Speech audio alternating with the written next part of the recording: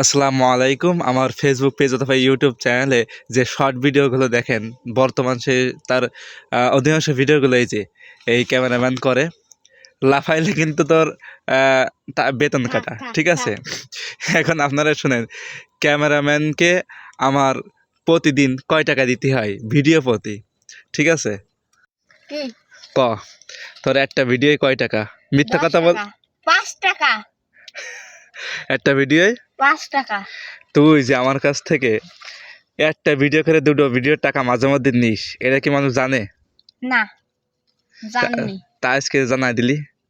কই যাই হোক, ওকে প্রতিটা ভিডিওকে আমি 5 টাকা করে দিই, ঠিক আছে? আর আজকে যে ঝাল খেয়েছে তার জন্য 10 টাকা। আপনাদের ক্যামেরাম্যানকেও কি এইভাবে ভাড়া দেন আপনারা? ওই কানের ভিতর ঢুকিলাম দাঁড়ান, এবার ক্যামেরাম্যানের দিকে আমার ক্যামেরা ঘোরাচ্ছি।